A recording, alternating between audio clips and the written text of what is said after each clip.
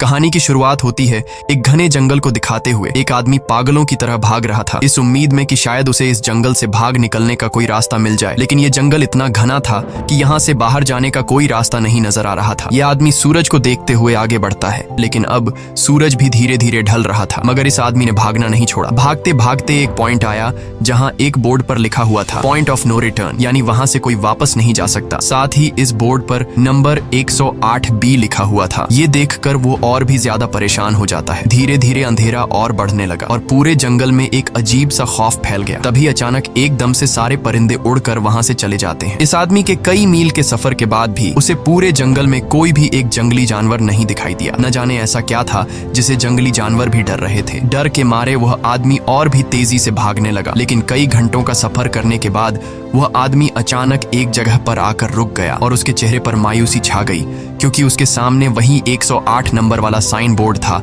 जिस पर लिखा हुआ था पॉइंट ऑफ नो रिटर्न। अब आदमी को समझ आया कि चाहे मैं जितना भी भागूं पर इस जंगल से निकल नहीं सकता, इसलिए अब वो वहां छुपने की जगह ढूंढने लगा। लेकिन वहां उसे छुपने के लिए कोई सेफ जगह नहीं मिली, इसीलिए अब वो पेड़ के ऊपर चढ़ जाता है। पर तभी उस पेड़ की टहनी टूट गई, जिससे वो आदमी काफी ऊंचाई से नीचे जमीन पर आ गिरा। पेड़ से गिरने के बाद वो बहुत ज्यादा जख्मी हो चुका था। उसे काफी गहरी चोटें आई। इससे पहले कि वो बेहोश हो जाता तभी अचानक जमीन हिलने लगी और अजीब सी गुर्राने की आवाजें आने लगी। वो आवाजें सुनकर आदमी के गले में सांसें अटक गईं। तभी अचानक कोई उसे खींच कर ले गया। खींचने वाला कौन था ये नहीं दिखाया गया, लेकिन हमें उस आदमी की दर्द भरी चीखें सुनाई दी गई। इस इंसिडेंट के 6 दिन बाद हमें शहर में मीना नाम की एक लड़की को दिखाया जाता है जो एक बर्ड शॉप में काम करती है। तभी उसका बॉस आता है और मीना को एक गोल्डन पैरट को शहर से दूर एक जू में डिलीवर करने का ऑर्डर देता है। मीना बॉस की बात को मानते हुए अब उस पैरट को डिलीवर करने जाती है। मीना गाड़ी में बैठकर अपने मोबाइल में उस जू का लोकेशन सेट कर लेती है और अपने सफर पर निकल पड़ती है। शहर से बाहर निकलने के बाद वो एक बोर्ड पर बहुत सारे लोगों के मिसिंग फोटोज देखती है, यानी वहाँ पर कई सारे लोग गायब हो चुके थे। लेकिन मीना उन पर ज्यादा ध्यान नहीं देती और आगे बढ़ने लगती है। आगे बढ़ते दौरान मीना शॉर्टकट लेते हुए जंगल के रास्ते से गुजरती है ताकि वो जल्दी से इस पैरट को जू तक डिलीवर कर दें, और वो पहुंच गई जंगल के बीचों बीच। ये वही जगह है जहाँ हम पहले एक आदमी को गायब होते देख चुके हैं। वहाँ आकर मीना बुरी तरह से फंस चुकी थी। वो अपने मोबाइल पर मैप देखती है, लेकिन वहाँ मोबाइल के सिग्नल नहीं आ रहे थे और उसके कार का रेडियो भी काम नहीं कर रहा था। मीना अब वहाँ से वापस निकलने लगी, लेकिन अब उसे वहाँ से बाहर निकलने का रास्ता समझ नहीं आ रहा था। थोड़ी देर बाद मीना की गाड़ी भी खराब हो गई। मीना गाड़ी से बाहर निकलती है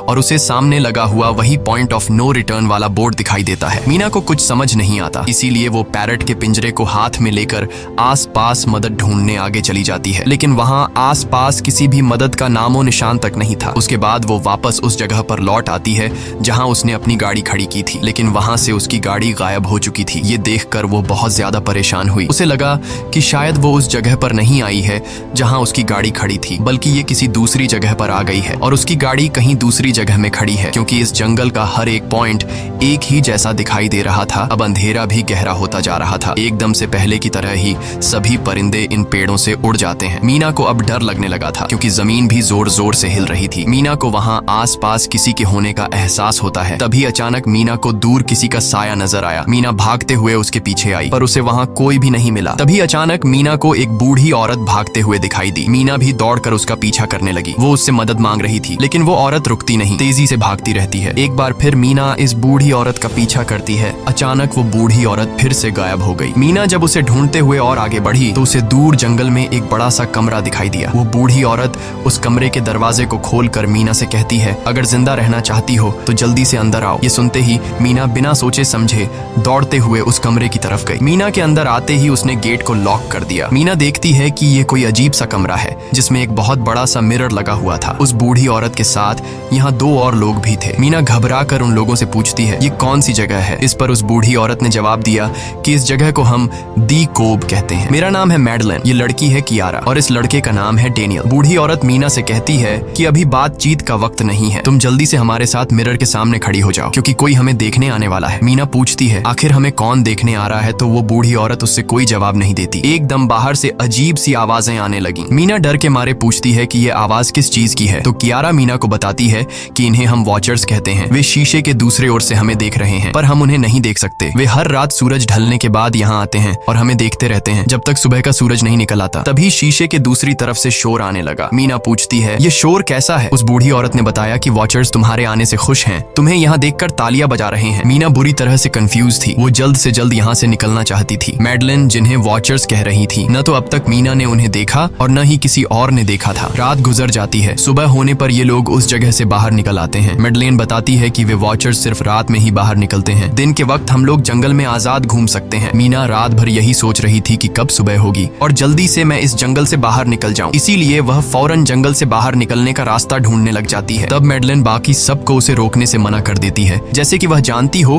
कि मीना इस जंगल से बाहर नहीं निकल सकती और वह जरूर वापस आएगी। बस मीना को जाते हुए मैडलिन बताती है कि तुम्हारा यह फैसला अच्छा नहीं है, इस जंगल से बाहर निकलने का कोई रास्ता नहीं है। रात होने से पहले हमें इस घर में वापस आना पड़ता है, अगर तुम लेट हो गई तो तुम अपनी जान से हाथ धो बैठोगी। मीना किसी की बात नहीं सुनती और अपने पैरट को लेते हुए तेजी से आगे बढ़ती है। थोड़ा सा आगे बढ़ने पर उसे वहीं पॉइंट ऑफ नो रिटर्न वाला साइन दिखाई देता है। उसे देखकर वो घबरा तो गई, लेकिन उसने हिम्मत नहीं हारी और सूरज को देखकर सूरज की डायरेक्शन में आगे बढ़ती रही, पर जंगल से निकलने में कामयाब नहीं हो सकी। आगे चलकर रास्ता ही खत्म हो गया। मीना ने देखा कि वो एक पहाड़ के टॉप पर खड़ी है, जहाँ से आगे दूर दूर तक जंगल के सिवा कुछ भी नहीं था, इसीलिए वो मायूस होकर नीचे बैठ जाती है। तभी अचानक उसके कंधे पर किसी ने हाथ रखा, वो डर गई और जब उसने पीछे मुड़कर देखा तो वो बूढ़ी औरत मैडलिन थी। यहाँ मैडलिन उसे हौसला देती है और कहती है कि सिर्फ तुम ही नहीं जिसने यहाँ से निकलने की कोशिश की और हार गई, हम भी तुम्हारी तरह ही हार कर यहाँ रुके हैं। यहाँ से बाहर निकलने का कोई रास्ता नहीं, चलो मैं तुम्हें कुछ दिखाती हूँ। मैडलिन मीना को जंगल की तरफ लेकर जाती है। मैडलिन मीना से कहती है, ये जंगल एक शिकारी है और हम सब उसका शिकार, अगर जिंदा रहना चाहती हो तो हमारे साथ ही रहो। मैडलिन उसे पॉइंट ऑफ नो रिटर्न वाले काफी सारे साइन बोर्ड दिखाती है, जो कि जंगल के चारों तरफ गोल घेरे में लगे थे और उनके बीच में था उनका कमरा। मैडलिन बताती है कि यह हमारे घर से आधे दिन के फासले पर लगे हैं, अगर इसे आगे गई तो वापस लौटना मुश्किल हो जाएगा, इसलिए कभी भी यह तुम्हें नजर आए तो तुम इन्हें इग्नोर मत करना। मीना पूछती है, ये सब किसने बनाया? तो वो जवाब देती है, ये एक प्रोफेसर ने बनाया है, लेकिन अब तक उसे किसी ने देखा नहीं है। अब रात हो जाती है, ये लोग वापस उस घर के अंदर आ जाते हैं। हर रात वॉचर्स उन्हें देखने के लिए आते थे। आज कियारा नामी लड़की उनके सामने डांस करती है और कहती है ये सब उन्हें पसंद है। ऐसा नहीं था कि इन चारों को हर रात वॉचर्स के सामने खड़ा ही रहना पड़ता था, ये लोग जो चाहते वह कर सकते थे, बस ये लोग उनकी तरफ अपनी कमर नहीं कर सकते थे। ऐसा करने पर वो लोग बहुत ज्यादा गुस्सा हो जाते थे। रात में तो उन्हें सिर्फ वॉचर्स का मसला था, लेकिन दिन में भी उन्हें बहुत मुश्किलों का सामना करना पड़ता था। ये लोग जंगल से हर रोज अपना पेट भरने के लिए कुछ न कुछ शिकार करके लाते थे,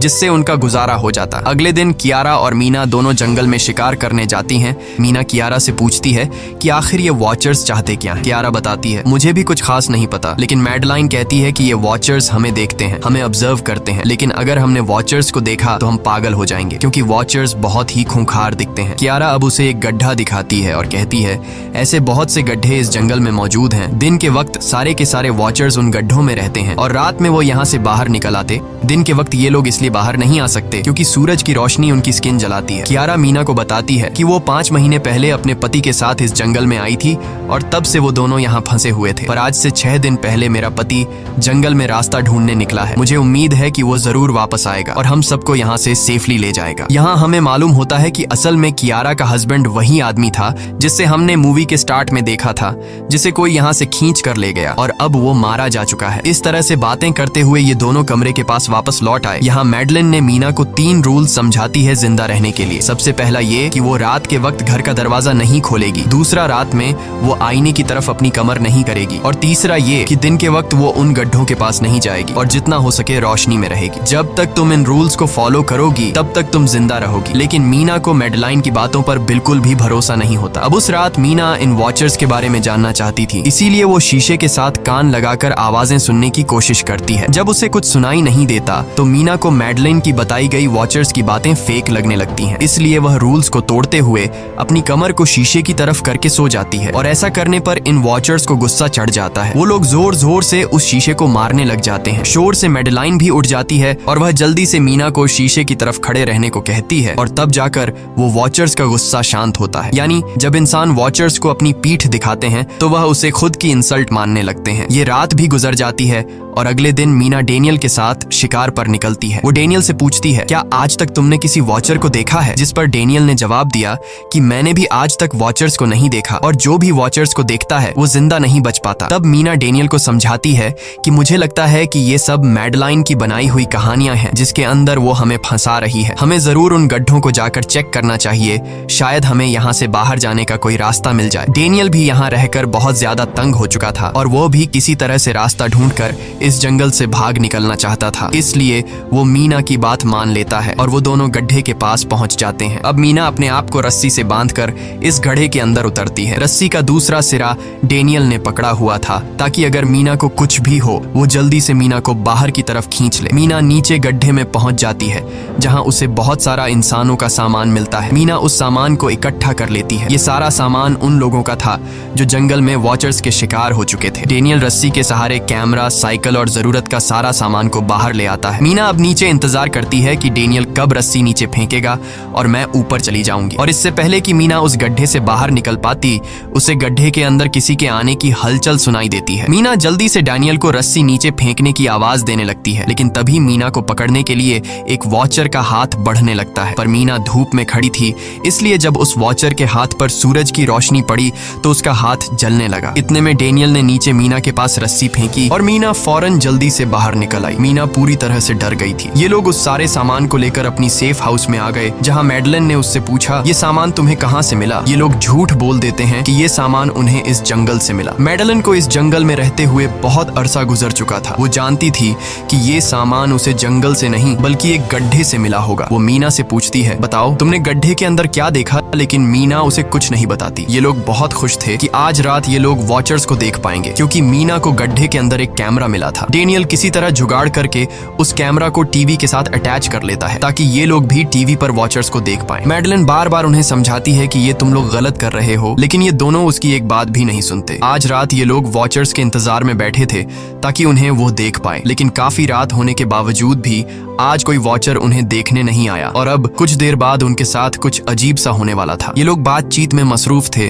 कि तभी उनका दरवाजा खटखटाया जाता है, यानी दरवाजे पर किसी ने दस्तक दी। उन्होंने जल्दी से टीवी की तरफ देखा तो वहां उन्हें इंसानी टांगे दिखाई दे रही थीं। बाहर जो कोई भी था वो कियारा के हस्बैंड की आवाज में बात कर रहा था और वो जल्दी से दरवाजा खोलने को कह रहा था। कियारा को लगा कि जरूर उसका हस्बैंड यहाँ से बाहर निकलने का रास्ता ढूंढ आया है। वो जल्दी से उठकर दरवाजा खोलने के लिए जाती है, लेकिन मैडलिन बीच में आकर दरवाजा खोलने नहीं देती। वो कहती है कि मैं जानती हूँ बाहर तुम्हारा हस्बैंड नहीं है, क्योंकि मैडलिन जानती थी कि रात के इस अंधेरे में कोई भी इंसान इस कमरे तक नहीं पहुंच सकता। लेकिन कियारा को मैडलिन की बातों पर यकीन नहीं होता और वो दरवाजा खोलने की कोशिश करती है, जिसके बाद मैडलिन कियारा से कहती है कि वो तुम्हें फंसा रहा है, तुम उसका इम्तिहान ले लो, तुम उसे कोई ऐसी बात पूछो जिसके बारे में सिर्फ तुम या तुम्हारा हस्बैंड जानता हो। कियारा बाहर खड़े हुए इंसान से एक किताब के बारे में सवाल करती है जिसके बारे में उसे पता होना चाहिए था, लेकिन जब बाहर खड़ा हुआ इंसान कोई जवाब नहीं देता तो ये समझ जाते हैं कि ये वॉचर ही है। ये लोग जब दरवाजा नहीं खोलते तो वॉचर उनके बाहर लगाए हुए कैमरा को तोड़ देता है और यहाँ हमें एक बात पता चलती है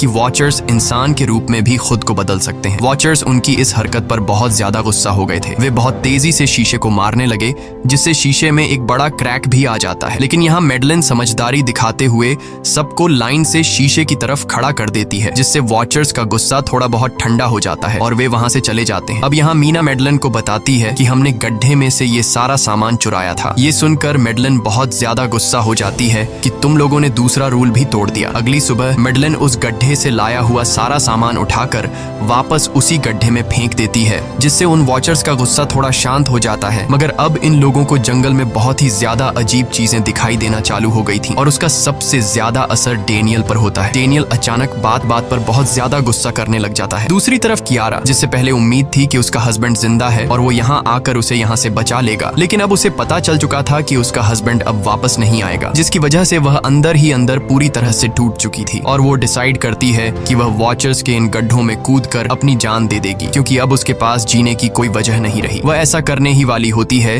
कि मीना आकर उसे बचा लेती है। इसी बीच हम देखते हैं कि डेनियल मैडलिन की तरफ अजीब तरह से देख रहा होता है और वह गुस्से में आकर मैडलिन को पेड़ के साथ बांध लेता है। डेनियल ने कहा कि अब मैं इस बुढ़िया के कोई रूल्स नहीं मानूंगा, अब यहाँ सिर्फ मेरी बात मानी जाएगी। अब रात होने वाली थी, इसलिए डेनियल कमरे की तरफ भागा और कियारा भी उसके पीछे भागी, लेकिन मीना मैडलिन के पास आई और उसकी रस्सियां खोलने लगी। दूसरी तरफ डेनियल ने कियारा को लेकर कमरे का दरवाजा अंदर से बंद कर दिया और मीना और मैडलिन को बाहर वॉचर्स के लिए छोड़ दिया। मीना और मैडलिन डेनियल से दरवाजा खोलने के लिए गिड़गिड़ाते रहे। डेनियल से रिक्वेस्ट करते हैं कि प्लीज दरवाजा खोल दो, लेकिन डेनियल ने दरवाजा नहीं खोला। अब बाहर चारों तरफ अंधेरा छा गया और वॉचर्स के आने का टाइम हो गया, इसलिए अब मजबूरन उन्हें अपनी जान बचाने के लिए एक घने पेड़ के नीचे रहकर छिपना पड़ा। थोड़ी देर बाद उन्हें वॉचर्स की गुराने की आवाजें आने लगी। इस टाइम मीना और मैडलिन के साथ हमें भी उन वॉचर्स की एक झलक दिखाई जाती है। ये लोग लंबे, पतले और खतरनाक थे। सब अपने अपने गड्ढों से निकलकर इंसानों को देखने के लिए उस सेफ रूम तक पहुंचते हैं और जब ये लोग देखते हैं कि मीना और मैडलिन वहां नहीं हैं, तो वो उनको खाने के लिए जंगल में ढूंढने लग जाते हैं। और जब ये वॉचर्स दूर जाते हैं तो मौके का फायदा उठाते हुए ये दोनों फिर से सेफ रूम तक आ जाते हैं और डैनियल से रो रो कर दरवाजा खोलने को कहते हैं। इस बार डैनियल के दिल में रहम जाग जाता है और वो उनके लिए दरवाजा खोल लेता है। अब अंदर जाने के बाद पहले तो मैडलिन डैनियल पर गुस्सा करती है और फिर इन सबको शीशे के सामने खड़ा करके वॉचर्स के बारे में कुछ बातें बताती है। मैडलिन ने कहा कि अब तक हम बहुत से रूल्स तोड़ चुके हैं, इसलिए मुझे नहीं लगता कि इस बार वॉचर्स हमें माफ करेंगे। मैं तुम लोगों को वॉचर्स के बारे में कुछ सच्चाई बताना चाहती हूँ। दरअसल मैं जब यहाँ पहली बार आई थी तो मैंने कुछ ऐसा देखा जिससे मेरे होश उड़ गए। मैंने अपना ही एक डुप्लीकेट देखा। असल में वो एक वॉचर था जो मेरा रूप लेने की कोशिश कर रहा था। हालांकि उसकी आंखें और बाल बिल्कुल परफेक्ट नहीं थे। मीना ने पूछा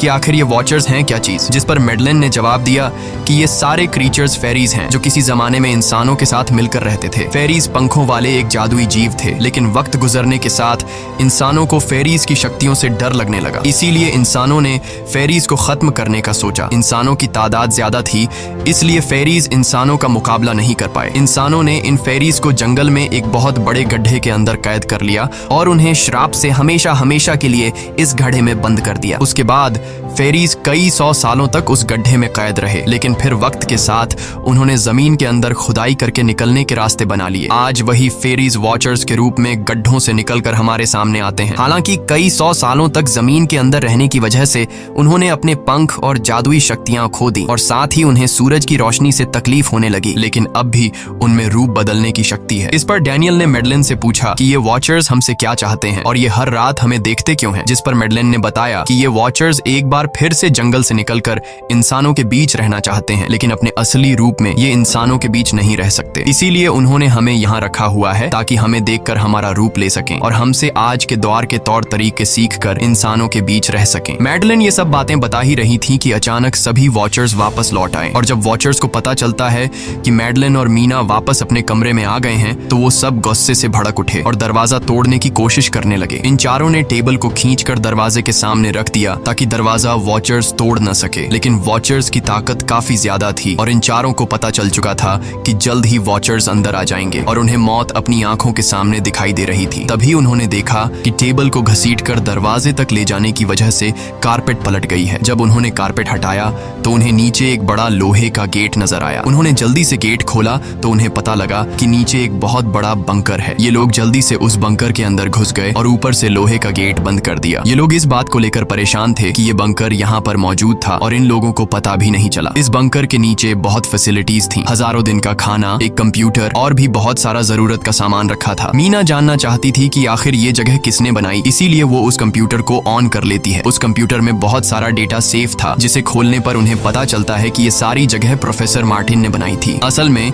प्रोफेसर को इन क्रीचर्स के बारे में पता था। वो इन वॉचर्स पर रिसर्च करना चाहता था, इसीलिए उसने ये बंकर बनाया था। पैसों का लालच देकर वो दूसरे इंसानों को काम के लिए यहाँ लेकर आता था और रात के वक्त मजदूरों को ऊपर कमरे में छोड़कर खुद यहाँ आकर छुप जाता था और वो वॉचर्स फिर उन इंसानों को खा जाया करते थे। अगली वीडियो में डॉक्टर मार्टिन बताते हैं कि उनकी रिसर्च के दौरान उन्हें एक सबसे अलग फेरी मिली जो रोशनी में भी उन गड्ढों से बाहर आ सकती थी। डॉक्टर बताता है कि उस वॉचर ने एक बच्ची का बिल्कुल परफेक्ट रूप ले लिया था जिसे कोई पहचान नहीं सकता था। वो बहुत अच्छी थी, उसने डॉक्टर मार्टिन को मारा नहीं। डॉक्टर मार्टिन उसे यहाँ ले आया। तभी प्रोफेसर ने कैमरा को दूसरी तरफ मोड़ा। तब उन्होंने देखा कि प्रोफेसर ने उस छोटी सी बच्ची के रूप में आए वो क्रीचर को पिंजरे में कैद कर लिया है। पता नहीं डॉक्टर उसके साथ कौन सा एक्सपेरिमेंट करने वाला था। उस कंप्यूटर में बहुत सी वीडियोस थी और हर वीडियो में कुछ न कुछ बताया हुआ था। मीना बस ये जानना चाहती थी कि आखिर में क्या हुआ, इसीलिए वो सबसे आखिरी वीडियो प्ले करती है जिसमें वह देखती है कि प्रोफेसर खुद को और उस फेरी को मारने वाले हैं। मरने से पहले वह इस जंगल में फंसे हुए लोगों के लिए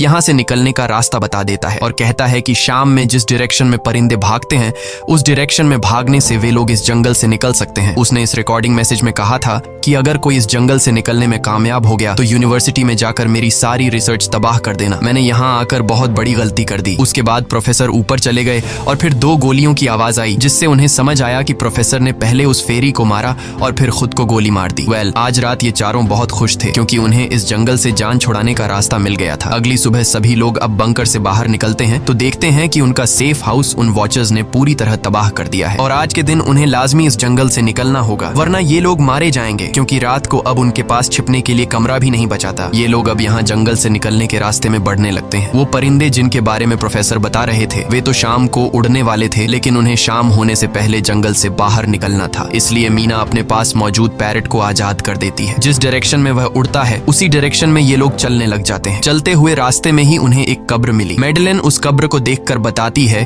कि एक वक्त था जब ये लोग इंसानों के साथ रहते थे, लेकिन इंसानों ने उनके साथ बहुत बुरा किया, धोखा किया और उन्हें यहाँ जंगलों में फंसाकर खुद चले गए। कई घंटे सफर करने के बाद ये लोग एक नदी के पास पहुंच गए। वहाँ उन्हें प्रोफेसर का एक बोट मिला, जिसको देखकर ये लोग बहुत खुश हुए, लेकिन उनकी खुशी अब कुछ ही देर की मेहमान थी क्योंकि अब अंधेरा हो चुका था और वॉचर्स के आने का वक्त हो गया था। उससे पहले कि ये लोग डॉक्टर मार्टिन की बोट में बैठकर यहाँ से दूर चले जाते, तभी उन्हें पीछे से किसी की आवाज आई। जब उन्होंने पीछे मुड़कर देखा तो वो कियारा का हस्बैंड था जो मदद के लिए चिल्ला रहा था। वो बहुत ही जख्मी हालत में था। बाकी सब बोट में बैठ चुके थे, इसलिए डेनियल अकेला उसकी मदद के लिए गया। डेनियल कियारा के हस्बैंड को खींचकर बोट की तरफ लाने लगा, लेकिन तभी ये लोग बोट से देखते हैं कि डेनियल जिसकी मदद करने गया वह कोई इंसान नहीं बल्कि एक वॉचर है, जिसने उनके सामने ही डेनियल का रूप ले लिया। वो लोग कुछ भी नहीं कर पा रहे थे। अब उस वॉचर ने डेनियल को मार दिया। उन्हें इस बात का पता था कि वॉचर्स इस नदी को पार नहीं कर सकते हैं और फाइनली ये लोग खुद इस नदी को पार करके शहर तक पहुंच जाते हैं। और कहानी में असल ट्विस्ट इसके बाद आया। शहर पहुंचने के बाद ये तीनों अलग अलग रास्तों पर चले गए और कुछ दिनों बाद अब मीना जल्दी से डॉक्टर मार्टिन के कहने के मुताबिक उनके यूनिवर्सिटी में उनका सारा डेटा खत्म करने के लिए आई। उससे पहले कि वह उनका रिसर्च डेटा डिलीट कर देती, तभी उससे वहां एक टेप रिकॉर्डर मिला और उस टेप रिकॉर्डर से मीना को एक नया राज मालूम हुआ। जब हजारों साल पहले इंसान और फेरीज एक साथ रहते थे तो तब उनकी शादी भी हुआ करती थी। इंसान और फेरी के मिलन से जो बच्चे पैदा होते थे उनमें इंसान और फेरी दोनों के गुण होते थे। उन्हें हाफलिंग्स कहा जाता था। उन हाफलिंग्स में एक खासियत थी कि वे रूप बदलने में इतने माहिर होते थे कि वे किसी मरे हुए इंसान का रूप भी बदल सकते थे। प्रोफेसर का मानना था कि जब इंसानों ने फेरीज को जंगल के अंदर गढ़ों में कैद कर लिया था, तब हाफलिंग इंसानों के बीच अपना रूप बदलकर चुपके से रहने लगे और वो आज भी किसी न किसी रूप में इंसानों के बीच मौजूद है। मीना जब प्रोफेसर के ऑफिस में आई और वहाँ पर जांचबीन करने लगी तो वहाँ उसके हाथ कुछ ऐसी तस्वीरें लगी जिसने उसके होश उड़ा दिए। उसने देखा कि तस्वीर में जो प्रोफेसर के साथ लेडी खड़ी है वो कोई और नहीं बल्कि मैडलेन है और असल में मैडलेन प्रोफेसर की वाइफ है। वो कंफ्यूज हो जाती है कि मैडलेन ने उसे यह बातें क्यों नहीं बताई। इस भारी कंफ्यूजन को शेयर करने के लिए वो कियारा के पास आती है और उसे बताती है कि जिस मैडलेन से हम जंगल में मिले थे वो असल में प्रोफेसर मार्टिन की वाइफ है, लेकिन उसने हमें यह सच्चाई इसलिए नहीं बताई क्योंकि वो खुद एक इंसान नहीं बल्कि एक रूप बदलने वाली फेरी थी। मैंने जब रिसर्च किया तो मुझे पता चला कि काफी साल पहले प्रोफेसर की वाइफ मैडलेन कैंसर की वजह से मर गई थी। ये सुनकर कियारा कहती है कि फिर वो मैडलेन कौन थी जो इतने समय से हमारे साथ थी। इस पर मीना कहती है, मुझे सब समझ आ रहा है। दरअसल प्रोफेसर अपनी वाइफ के मरने से बहुत दुखी थे और उसे हर हाल में वापस पाना चाहते थे और जब प्रोफेसर को इन रूप बदलने वाली फेरीज के बारे में पता चला तो प्रोफेसर ने उस रूप बदलने वाली फेरी को पिंजरे में कैद किया जो एक बच्ची का परफेक्ट रूप लेकर उनके पास आई थी। प्रोफेसर ने अपनी वाइफ की फोटो दिखाते हुए उस फेरी को अपनी वाइफ मैडलेन जैसा बना दिया क्योंकि वो फेरी बाकी फेरीज से अलग थी। वो दिन में भी बाहर आ सकती थी। मीना ने कहा कि मैंने मैडलेन को यहाँ बुला लिया है, हमें किसी तरह से करके उसे वापस जंगल भेजना होगा। तभी एक कार वहाँ आकर रुकी। जब उस कार से जो इंसान उतरा उसे देखकर मीना के गले में सांस अटक गई। वो कियारा थी, यानी कि अब तक जो मीना के साथ थी वो मैडलेन थी। उसने कियारा का रूप ले रखा था। कियारा जैसे ही घर के अंदर आई तभी मैडलेन ने कियारा के हस्बैंड के रूप में बदलकर उसे बेहोश कर दिया। मीना ने मैडलेन से कहा, आखिर तुम चाहती क्या हो? जिस पर मैडलेन गुस्से में आकर कहा, मैं फेरीज की सबसे अलग मखलूक हूँ। मेरे सभी साथी बचपन से मुझे चिढ़ाते थे। वो मुझे अपने साथ नहीं रहने देते क्योंकि मैं सबसे अलग थी। मैं उस जंगल में अकेली पड़ चुकी थी और मैं उस जंगल से निकलकर बाहर लोगों के साथ मिलकर रहना चाहती थी। फिर एक दिन प्रोफेसर उस जंगल में आया। उसने मुझे पिंजरे में कैद कर लिया। उसने मुझसे कहा कि अगर मैं उसकी वाइफ का रूप ले लूं तो वह मुझे जंगल जंगल से बाहर ले जाएगा। मैंने उसकी बात मान ली। प्रोफेसर ने मुझे मेडलिन की सारी बातें सिखाई और बाद में उस धोखेबाज प्रोफेसर ने मुझे मारने की कोशिश की, लेकिन उससे पहले कि वो मुझे मार पाता मैंने उसे ही मार डाला। तुम इंसान कभी भी भरोसे के लायक नहीं थे और न ही रहोगे। अब तुम भी मेरी सच्चाई जान चुकी हो, इसलिए तुम्हें भी मरना होगा और तुम्हें मारने के बाद मैं तुम्हारे रूप में इंसानों के बीच रहूंगी। यह कहकर मेडलिन ने मीना का रूप ले लिया और उसका गला दबाकर उसे मारने लगी। तब मीना ने मेडलिन से कहा कि क्या प्रोफेसर ने तुमसे यह नहीं कहा कि तुम क्यों दिन में निकल सकती हो? असल में तुम हाइब्रिड हो, आधी इंसान और आधी फेरी, इसीलिए तुम इंसानों और फेरीज के बीच रह सकती हो। मुझे पता है कि दुनिया में अकेला रहना कैसा होता है, लेकिन तुम अकेली हाफलिंग नहीं हो। तुम्हारे जैसे और भी हाफलिंग्स हैं जो किसी न किसी रूप में इंसानों के बीच रह रहे हैं। इस सच्चाई का पता चलते ही मेडलिन का शरीर अचानक अपने असली रूप में आने लगा। देखते ही देखते उसके पंख निकल आए, जिसके बाद वो मीना को यहीं पर छोड़कर यहाँ से उड़ जाती है। इसके बाद कुछ हफ्तों के बाद का सीन दिखाया जाता है, जहाँ मीना अपनी सिस्टर के साथ रहने लगी है। उसने अपनी सिस्टर को बताया कि शायद वो फेरी अभी भी मेरा पीछा कर रही है। तब मीना की सिस्टर उसे कहती है कि तुम डरो मत, ऐसा कुछ नहीं है। और कहानी के एंड में हम एक छोटी बच्ची को देखते हैं जो कि उस वक्त मीना के घर के नीचे खड़ी थी। ये कोई और नहीं बल्कि मेडलिन थी, जो अब उनके दुनिया में उस रूप में रह रही है। और इसी के साथ ये कहानी खत्म हो जाती है। अगर आपको ये वीडियो अच्छी लगी हो तो हमारे चैनल को सब्सक्राइब और वीडियो को लाइक जरूर कीजिएगा।